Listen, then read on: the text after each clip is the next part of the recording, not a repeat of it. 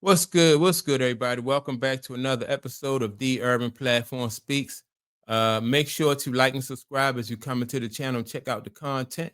And with that being said, I want to comment and I want to talk about the like what this Mase just went in on LeBron James, right? And so I know a lot of people y'all heard y'all heard and y'all saw what Mase said and everything. And like my thing is, and you know what? As a matter of fact, I'm going to play some of what May said about LeBron James, and then I'm going to give my reaction. Because I think that what May said, a lot of people have been saying this from like the very start. When LeBron James won that championship against Golden State in Cleveland, he crowned himself the GOAT, and people he's that's when I think that's when the heavy part of his GOAT campaign really became obvious to to most people, because before LeBron James made that GOAT statement, you didn't really hear too much of him boasting about being a GOAT, and so but once he made that statement, then that's when everything just started to heat up and everything took off. A lot of people was like, they poo-pooed it. I was one of the people like, "Yeah, get out of here. This guy not the GOAT, man."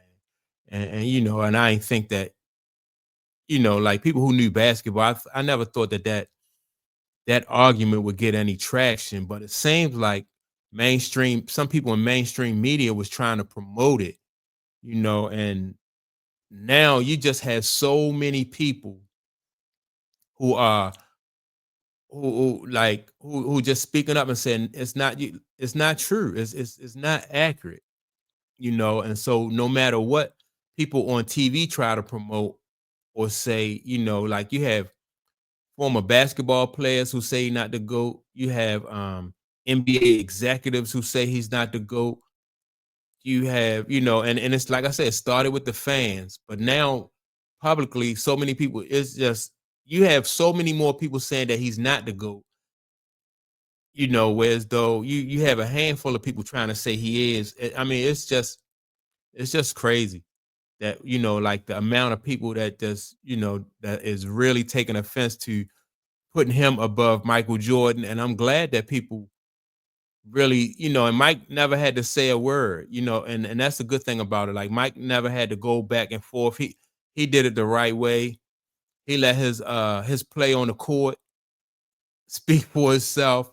And then after that, like his fans and his peers and the basketball the basketball experts, just everybody just chiming in and said, no, that's not true. But I'm still going to react to what Mace said, because I think the way Mace put it, it was just so much more profound and eloquent the way Mace broke it down. As an 80s baby. No, I'm not going to let you do that. I'm not going to even let you lay the groundwork for that. No, no, no, no. LeBron is great at the longevities he's having. Let's just put apples where apples go, and let's put oranges where oranges go. It wouldn't matter if he gets 70,000 points, right? We're not weighing them against points. We're weighing them against the dominance. If I play much longer, I'm going to get much more points. I think people keep missing the argument because they keep trying to slide in new information. New information doesn't change what it is that we're basing this upon. We're talking about the chips. All right, I want to stop it right there, right? Because he said that LeBron, no matter how many points LeBron scored, like LeBron is still not going to be the GOAT, whether it's 70,000. And so I think LeBron James I think it was orchestrated. LeBron James tried to change the rules midway through the game because he knows that he's not going to catch Michael Jordan when it comes to championships, and so the longevity thing, and was one way that they tried to do it, and also try to do it with the points and stuff like that. But nobody has ever chased points. Nobody has ever was concerned about longevity. I've recently heard somebody say about it was a hockey player, and he said, give me your best 10, 12 years. We don't want to see, and I made another video too where I said about Earl Campbell, like, and you don't want to see players end up in wheelchairs and stuff like that. But when you watch the effort and how Earl, and the way Earl Campbell played football for the Houston Oilers, man, it was just, I mean, he only played, I think Earl, he might have played 8 years. I'm not even sure if he played 8 years. You saw Earl Campbell, his greatness. Man, it was just crazy. What's the other running back? The guy who played Jim Brown, and Jim Brown played less than a decade. Barry Sanders only played a decade. Michael Jordan played, I think, like 15 years. 13 of them, I think he was with the Bulls. Isaiah, a lot of times these guys, Larry Bird, like these guys, by the time they retire after like about 12 years, they are their body is breaking down on them. So if you coasting for 20 years and somebody else is going hard for 12, that's what fans want to see. People want to see, like, man, these dudes were so passionate about the game that they just literally just ran their bodies into the ground. And so you got a guy who talking about he's up around 50,000 points, and that should make him the GOAT. If that's the case, all of those guys, Isaiah, Bird, Magic, if it was just about the points, then all of those guys, it would be LeBron wouldn't even be able to catch them. If those guys would have focused on points back in the day, LeBron wouldn't even be able to catch those guys, because they'd be so far ahead, it'd be crazy. But let me go back to some more of what Mase was saying, because Mase made a whole lot of great points in his on his show. So we're talking about the dominance. We're talking about when it's asked for, you deliver. It doesn't matter if you get 60,000 points. If at the end of this you go out the second round, you delivering. And so that's another thing, right? Michael Jordan, like, if your team needed if the Bulls needed a rebound, Mike got rebounds. Mike was just great at everything, right? So he got rebounds. He played defense. I mean, lockdown, clamp down type defense. So it wasn't just about the points or I'm going to give the team what I'm good at. Mike gave the team what the team needed. I remember when they played against the Utah Jazz, and I'm not sure if the game was tied or the Bulls was down 1 and Utah had the ball, and they threw the ball in the low post. Somebody threw the ball. Michael Jordan's man threw the ball into the low post and cut down through the basket behind Karl Malone. Mike doubled back and stole a ball from Karl Malone off on along the baseline. They needed that. Chicago Bulls needed that play right then and there, and Mike got it. That's like, those are the kind of plays that you see that like GOATs they make. Or when Magic, you see Magic when he made that running that little running jump hook, when they needed that basket. Or Bird, Bird hit big baskets or got a steal. Bird got a steal against the Detroit Pistons in a playoff game, and Detroit was getting ready to win that game, and Bird got a steal. Like you never see LeBron get a steal in a crucial situation or a basket in a crucial situation. It was Ray Allen. Let me see. Who else helped him? Who else the big basket? Kyrie Irving hit a big basket. But as far as like big defensive plays and big baskets, that never came from LeBron. But all the credit would go to LeBron. But it always, the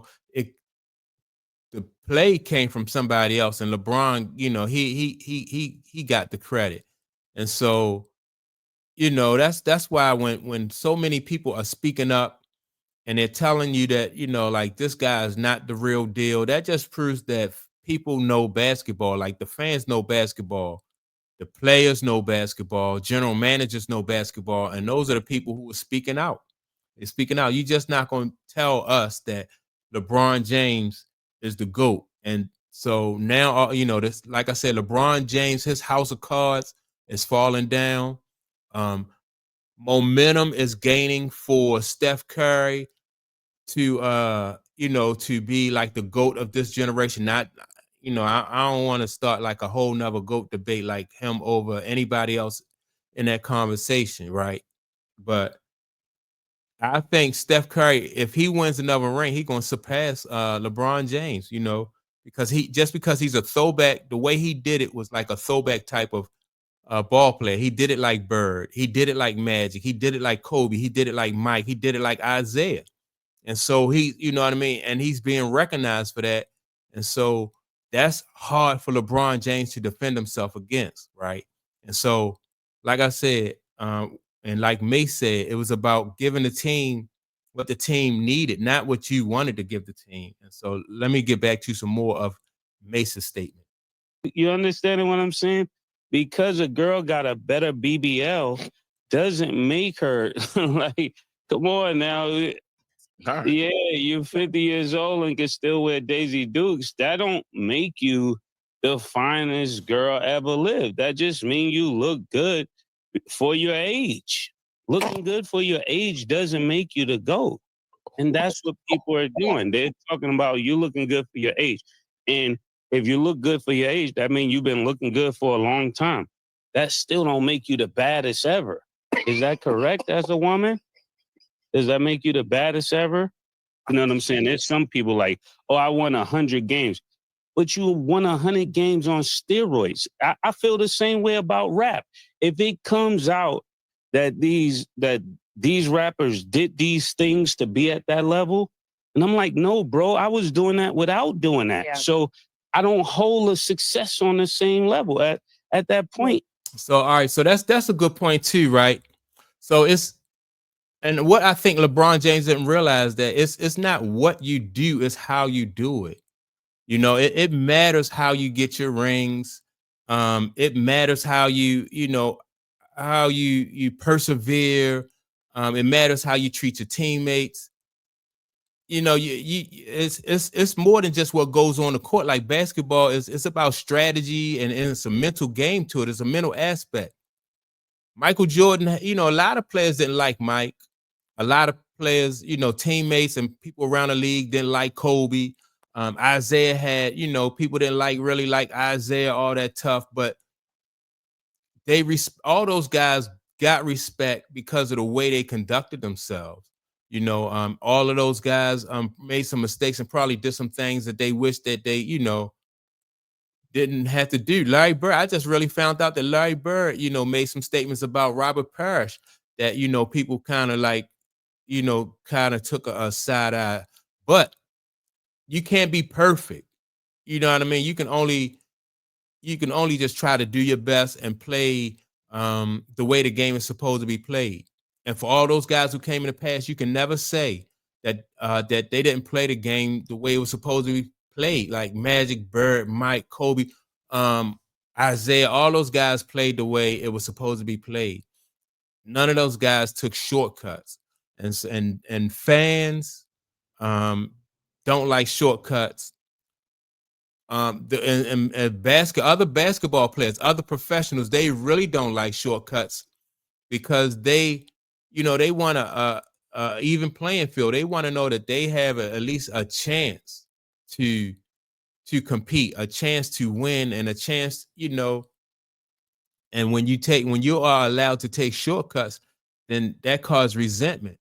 And that's why I think a lot of players, past players, teammates and fans, that's why I think everybody's just coming out and just taking a strong stance and like, nah, you're not the GOAT. You're not even top 15. I'm hearing people saying he's not even top 15. And I know personally, I don't, in my opinion, I don't think LeBron, I don't have him as top 15. I really don't. I can think of a bunch of ball players that you know, that I would consider being better than LeBron James, man. And that's not because LeBron James, it's just because of the way he did things. Like he took shortcuts. I think physically, LeBron probably, in my opinion, was one of the most gifted physically basketball players that I ever seen. I've never seen nobody 6'9", 260 pounds and can move like he a 6'1" guard. You know, that's just crazy for somebody his size to be able to move like that, you know. And so, but that might have been part of the problem, because if you 6'9" and you know you the same size as Karl Malone, but you move like you Kenny Smith, you don't need no move.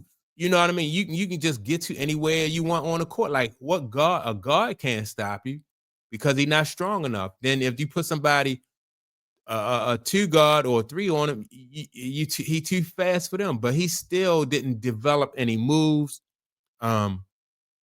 We may not even be having this conversation of who's the GOAT if LeBron James had done things, if he had done things the way that they were supposed to be done. We probably wouldn't even be having this debate, you know, because physically LeBron James had all the tools that you know, that just gave him such an advantage, but he didn't develop his game to the point where as though he could just maximize his you know, his tools. So you know what, I'm probably not even going to play any more of Mace's video, but I just think that the way Mase said what he said about LeBron not giving the team what the team needed when he needed, I thought that was profound. You know, when he spoke about how LeBron quit on his team a couple times, I just thought all of that was profound. It's been what myself and a whole lot of people have been saying for at least the last couple years about this LeBron James GOAT conversation. You know, so now, you know, and it's just picking it's just picking up steam, and I think LeBron James should I think LeBron James is going to probably wind up regretting, you know, and and that's another thing. You have to watch what you say publicly, like when you're an athlete like that, because those people keep receipts. And you know, you say that your son is ready for the NBA, people pull that stuff back out of the, you know, out of the they have receipts to that. And so when your son come to the NBA and he showed that he's not better than, you know, most of the players in the NBA or none of the players in the NBA, and you have people getting caught on open mic saying he not ready, he not good, he not NBA, you know, that's something that's LeBron James' fault. That's not the fault of the person that's saying that. Nobody wouldn't, you know, people wouldn't, if your son would, they didn't say that about Michael Jordan's son, you know, because Michael Jordan did not put his son in that position. You know, as a matter of fact, he had two sons that played college basketball, Marcus and Jeffrey, but they wasn't qualified. And in my opinion, I've seen both of those guys, Marcus Jordan and Mike and Jeffrey Jordan. I've seen both of them play college basketball, and both of them better than Bronny James. Both of them better than Bronny James. But neither one of those guys, Michael Jordan knew that neither one of them, he wasn't going to press the issue and try to go into Jerry Krause' office and say, you know, you need to draft my. They would have laughed at him. You need to draft my son, and you know, I want to play with my son. You know, that just was unheard of. It's just, like I said, it's not what you do, but how you do it. And the way LeBron James went about things, he went about things like almost like exercising like power. He had a false sense of power, and the way he exercised it, I think, is going to come back and bite him. Um, you know, and it's already biting him. So that's my take on it. Make sure to like and subscribe. With that being said, don't forget to leave a comment, and I will check you all out in the next video. Peace.